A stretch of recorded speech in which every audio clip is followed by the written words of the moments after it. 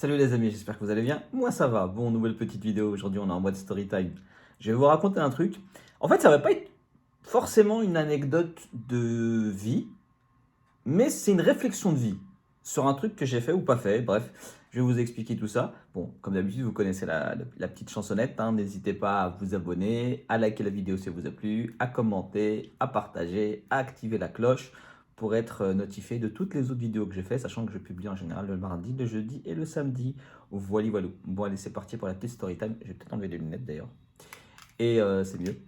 Et vous raconter ma petite réflexion, ou en tout cas mon petit partage de vie sur un truc qu'on me pose souvent. Mais c'est même pas qu'on me pose souvent, c'est qu'en fait on fait souvent la réflexion, et vous connaissez mes positions très claires sur ce sujet-là. Je n'ai aucun problème, et vraiment aucun.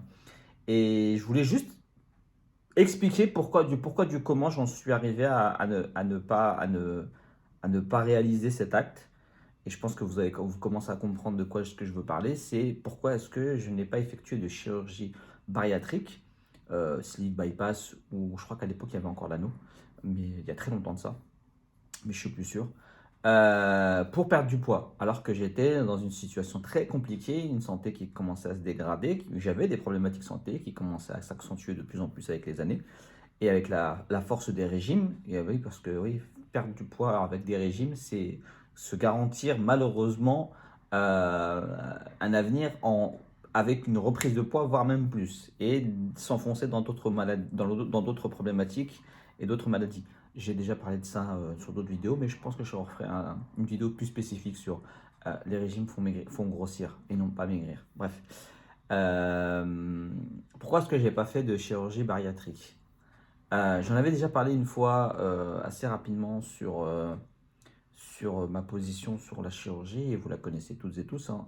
Moi, je les défends. Je suis le premier à les défendre. C'est pas parce que je les défends que j'en fais la promotion, qu'on soit bien clair. Parce que je vois les gens malsains et malveillants qui sont là à dire oui, tu les défends, tu les mets en avant, donc tu fais la promotion d'eux. En fait, c'est votre cheminement dans votre tête qui n'est pas clair et qui n'est pas bon et qui est négatif, pas le mien. Moi, le mien, il est très clair. Je défends toute personne qui met en place des actions pour pouvoir atteindre un objectif de bien-être, se sentir mieux dans sa peau, dans sa tête, dans son corps, avoir une meilleure santé. Et la santé, c'est à la fois psychologique et physique. Donc, si toi, tu considères que mes propos sont ci ou ça, c'est ton problème. Moi, je suis responsable de ce que je dis, pas de ce que tu interprètes. Pareil pour toutes les personnes qui parlent des personnes grosses, qui se mettent en avant, qui partagent leur histoire, leur corps, et qui disent oui, vous faites la promotion de l'obésité. Encore une fois, c'est un cheminement malsain, malveillant, fallacieux, dû à votre réflexion pourrie et mal orientée et vicieuse. C'est votre problème. Les personnes, elles s'épanouissent, elles partagent ce qu'elles ont envie de partager. C'est leur vie. Ça ne veut pas dire qu'elles font la promotion de ci ou de ça. Si dans votre tête c'est ça, encore une fois, remettez-vous en question, allez voir un psy, je ne sais pas quoi, mais il y a un truc à faire chez vous, pas chez les autres. Bref, j'ai dit ce que j'avais à dire. Petite punchline qui glisse et qui fait du bien. Bref, pourquoi est-ce que j'ai pas fait de chirurgie bariatrique? En fait, c'est une chose à laquelle j'ai déjà réfléchi. Bien sûr, forcément, quand on est dans la souffrance, comme moi je l'ai été, du poids qui me pesait physiquement et psychologiquement, ben forcément, une solution, c'était essayer de m'en sortir rapidement et de faire ça très vite.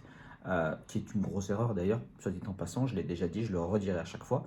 Mais voilà, ça m'a traversé forcément l'esprit.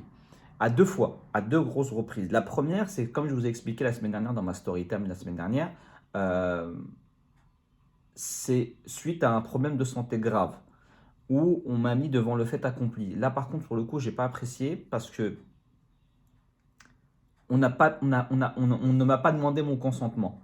Même si à un moment, même si bien sûr j'ai vite braqué et je me suis retiré, quand voilà, je vous avais expliqué que j'avais eu un problème de santé, j'avais fait un début de tachycardie, qui m'avait fait faire un malaise, je me suis retrouvé à l'hôpital, je me suis réveillé le lendemain et on m'avait mis dans une sorte de dispositif, de dispositif pluridisciplinaire, dans l'équipe de pluridisciplinaire pour pouvoir enclencher une chirurgie bariatrique. Et c'est parce que en discutant avec le cardio, que je me suis rendu compte que c'était ça. Et alors que je n'avais jamais donné mon accord, mais étant donné qu'ils avaient pris l'accord de principe de mes parents qui étaient inquiets, mais moi j'étais endormi, forcément ils ont cru que c'était ok. Mais non, je suis majeur, vacciné, et jusqu'à nouvel ordre.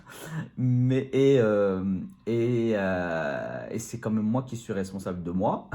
J'étais en pleine conscience, en pleine maîtrise de mes capacités, toujours actuellement, encore, et j'espère encore pour longtemps. Mais voilà, bref.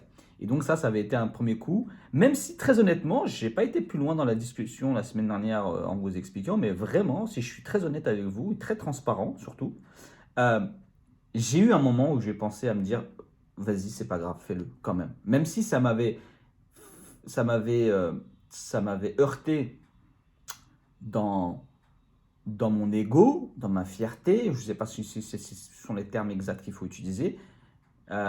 J'ai eu un moment une petite part de moi qui disait, bah, écoute, pourquoi pas, et si ça peut résoudre de problèmes, et puis on n'en parle plus, et puis voilà. Mais, mais non, c'est plutôt le fait de la trahison, le fait de me faire ça à l'envers, de me faire à l'envers, par derrière que j'ai pas apprécié et qu'on veuille m'imposer une chose à laquelle je n'ai pas eu le choix ou dont on m'a même pas sollicité le choix, c'est pas apprécié. Donc j'ai dit non, j'ai dit niet. Même si je vous dis encore une fois, j'avais une petite part où je me disais peut-être, vas-y, vas-y. Et puis, il y a eu une deuxième une opportunité, entre guillemets, opportunité, occasion, événement, bref, ce que vous souhaitez comme terme, euh, pour lequel j'ai réfléchi à ça, c'était au lendemain, les jours qui ont suivi, le propos le propos grossophobe le plus violent que j'ai pu recevoir de ma vie, celui où une personne m'invitait, malheureusement, et c'est le terme adéquat pour moi, à aller me suicider parce que j'étais gros et que je prenais de la place et que je puais et que je et que ça et patati patata, bref. Euh, les jours qui ont suivi étaient des jours noirs dans ma tête, je vous le dis très clairement, c'était la souffrance totale et absolue, j'ai été en dépression, puis j'étais seul à cette période de ma vie, parce que mes parents étaient partis en vacances, ma famille était partie en vacances, et j'étais vraiment tout seul. Et, euh, et donc forcément, bah, malheureusement, derrière les crises d'hyperphagie boulimique se sont enchaînées à une allure, mais vraiment c'était 2 fois par jour, pendant facile une dizaine de jours. Donc c'était vraiment quelque chose de très sombre, la culpabilisation accentuée et ressasser constamment les mots de cette personne-là, qui n'était rien pour moi, je ne la connaissais pas. Mais quand vous êtes dans cette période de fragilité de votre vie, de cette période de souffrance de votre vie, tous les mots, quand dans votre perception des choses, le regard des autres, les paroles des autres sont plus importantes que les vôtres parce qu'elles sont vérité pour vous, alors que et les vôtres bah, sont juste des mensonges ou une façon de se donner bonne conscience. Mais par contre, voilà, c'est ça le mal-être. C'est ça la dangerosité de ce qui se passe dans la société, c'est qu'à force de taper sur les personnes qui sont fragiles et fragilisées, vous faites en sorte elles, enfin, elles acceptent et elles considèrent, elles se résignent à dire que vu que la majorité des gens disent ça de moi, alors forcément c'est que c'est une vérité. Et vous imposez par la violence et par la force un point de vue qui n'est pas le bon, mais parce que voilà, beaucoup l'ont dit, donc forcément vous dites que c'est vrai. Et vous, votre avis, quand vous essayez de surmonter tout ça, vous dites, mais non, en fait, tu es en train de te donner bonne conscience, alors que c'est absolument pas ça. Pas du tout. C'est le cheminement inverse qu'il faut faire. Mais je sais que c'est un travail très long et très difficile. On en reparlera peut-être un jour et j'essaierai de faire peut-être une vidéo avec un psy ou une psy. Ça serait hyper intéressant de savoir à peu près les mécanismes de fonctionnement justement de ces relations humaines et de ces fragilités et de ça. Bon bref, c'est très compliqué. Moi, je ne peux pas me permettre de me lancer dans ça, mais je vous donne juste mon retour.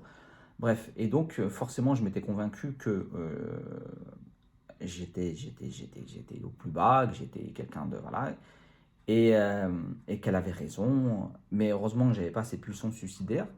J'avais des pulsions dépressives. De toute façon, j'étais en dépression. J'étais encore en dépression. Je n'étais pas sorti de ça. D'ailleurs, je ne savais même pas que j'étais en dépression à ce moment-là.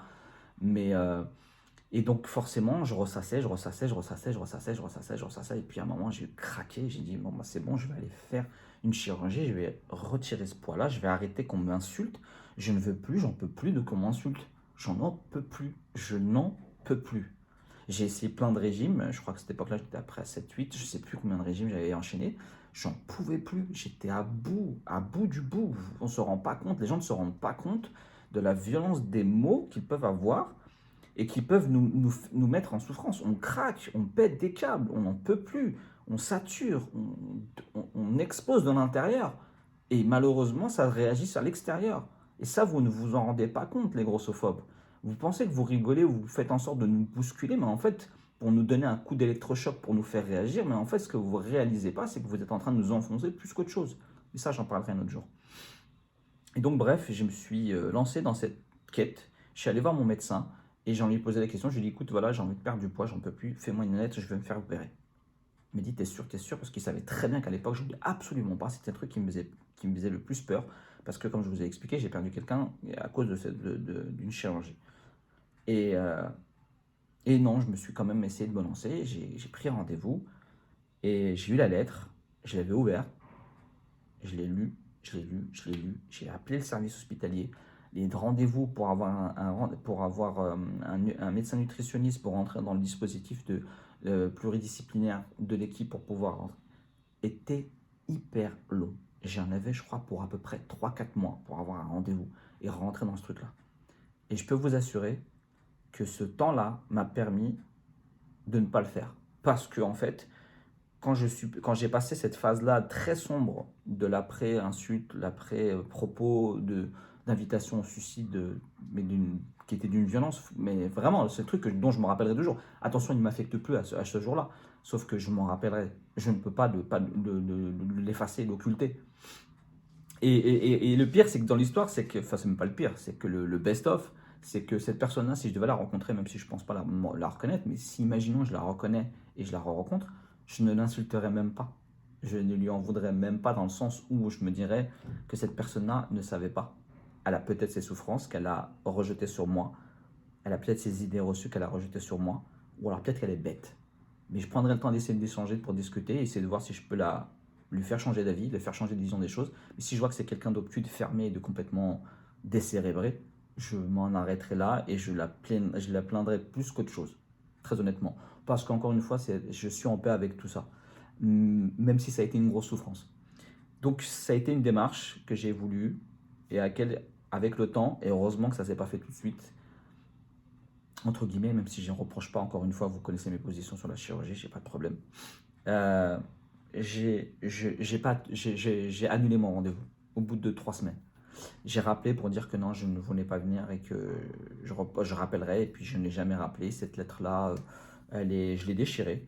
Et je me suis dit, bah, je vais réessayer. Donc j'ai réessayé juste après un régime, bien sûr. Et je suis reparti dans mon rythme malheureux pendant les années qui ont suivi jusqu'à en arriver à où est-ce que j'en suis arrivé aujourd'hui. Donc voilà, c'était un petit moment de partage pour vous partager ce moment-là où ça a été ce moment de pire souffrance euh, où, où j'ai été poussé à vouloir essayer de sortir de cette solution-là, à vouloir me précipiter sans peut-être avoir cherché d'autres solutions alternatives avant ça.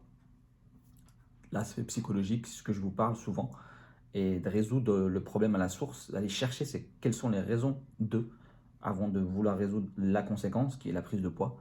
Euh, Parce qu'encore une fois, des fois, on est poussé et les gens ne se rendent pas compte.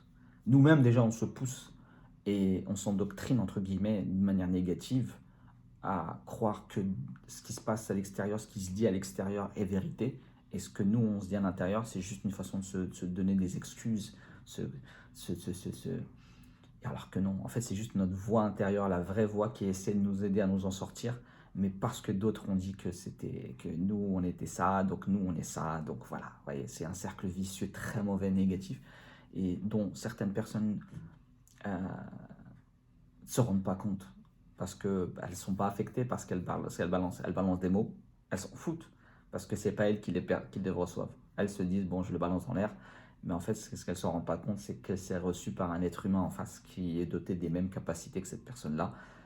Même si des fois, je me repose la question des capacités de ces personnes qui émettent ça en disant est-ce qu'elles ont vraiment de l'empathie, du cœur ou autre chose. Ça, c'est encore un autre débat. Et donc voilà. Bref, c'était pour vous partager ce petit moment-là de ma vie. Les deux fois où j'ai failli passer par une chirurgie. La première, c'était sans consentement, de manière un peu abrupte, même si à un moment j'ai pensé à accepter. Et la seconde, c'est parce que j'ai été poussé à bout.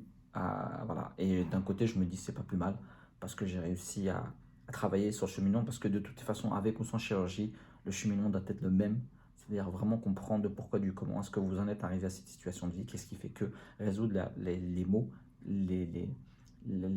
aller à la source de toutes ces problématiques. Parce que Encore une fois, pour moi, la chirurgie, c'est une sorte de rustine qu'on vient placer dans un trou, mais qui va juste dépanner, qui va juste accompagner, mais qui ne va pas résoudre le problème de fond. Voilà ce que j'avais à vous dire. Bon, sur ce, j'espère que cette vidéo vous aura plu, vous aura intéressé. N'hésitez pas à partager, à me commenter, voilà, à échanger avec moi, c'est super cool.